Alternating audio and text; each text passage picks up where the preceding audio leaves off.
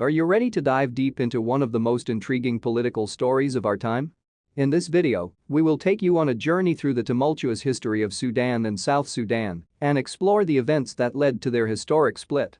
During our discussion, we will delve into the colonial impacts that molded the area, the catastrophic aftermaths of the civil war, and the underlying political and economic components that culminated in the division. Moreover, we will uncover a startling revelation about how one nation was bestowed with the lion's share of the oil reserves, while another was endowed with the bulk of the oil infrastructure, consequently disfavoring them.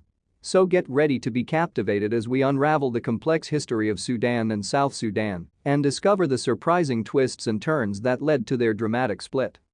In the early 1900s, Sudan underwent colonization by the British Empire, resulting in the merging of the northern and southern regions to form a single nation in 1956. The Rajaf Conference had thwarted British plans to merge South Sudan with Uganda and retain Western Equatoria region as a part of the Belgian Congo in 1947 and instead aimed to unify North and South Sudan. Despite the unification, Sudan remained a country characterized by contrasting cultural, religious, and political beliefs. The northern part of the country was predominantly Islamic and Arab, while the southern region was mostly animist and Christian. Under this British rule, Sudan saw a prolonged pattern of favoring the development of the north while neglecting the south, which suffered from inadequate access to essential infrastructure. The Khartoum government's continued disregard of the southern region caused an enduring tension between the two regions, which was further aggravated by the pronounced cultural distinctions, which resulted in continued uprisings, revolts, and a civil war from 1955.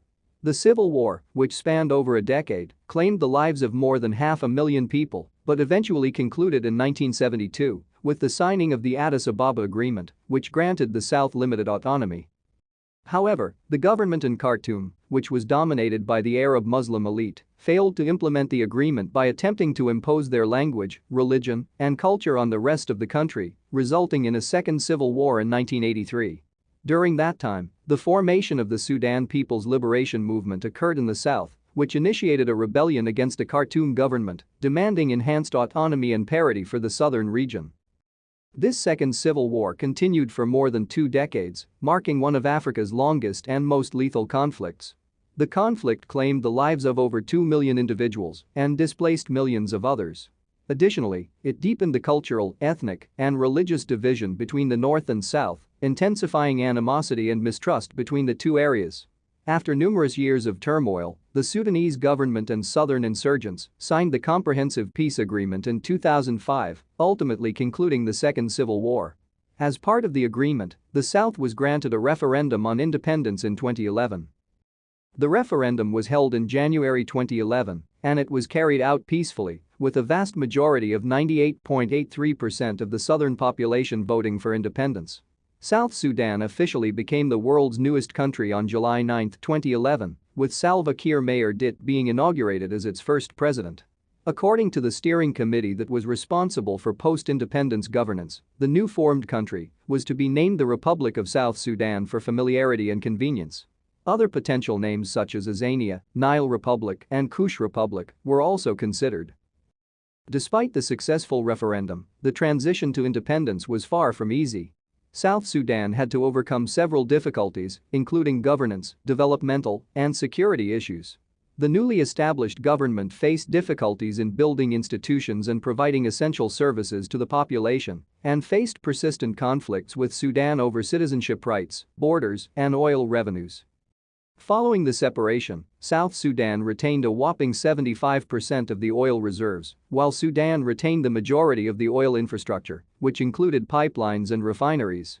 This resulted in persistent disagreements and discussions concerning the transportation and pricing of oil.